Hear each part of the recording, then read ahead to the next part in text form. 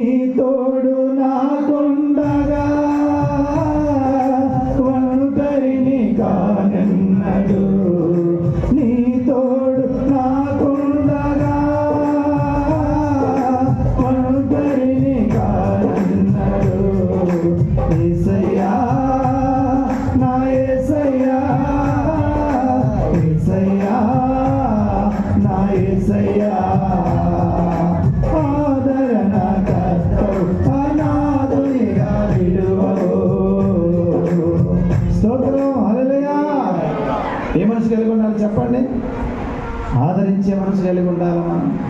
ఆదరణ ఏంటి? బాధల్లో ఉన్నవారిని, వ్యాధులు ఉన్నవారిని, కష్టాలు ఉన్నవారిని, ఏంటి శ్రమలో ఉన్నవారిని ఆదరించే దేవుని బిడ్డలుగా మనం బ్రతకాలి.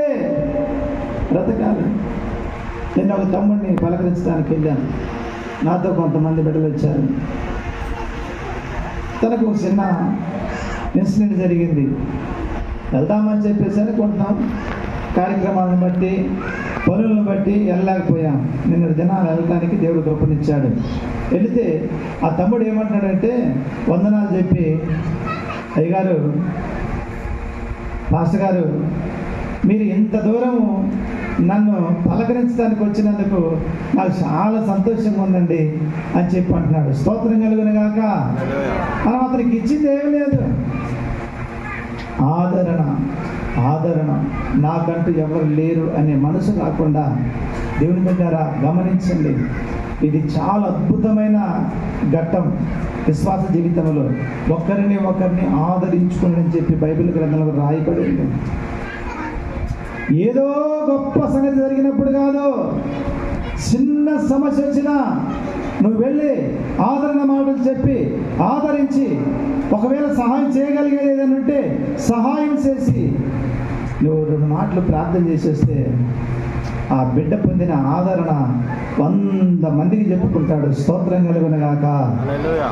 ఆ సహోదరి 100 మందికి చెప్పుకుంటుంది. నేను ఈ పరిస్థితిలో ఉన్నప్పుడు ఇదిగో నా సంఘ బిడ్డలు, సహోదరులు వచ్చి నా దగ్గరికి ఇలా నన్ను ఆదరించిపోయారు.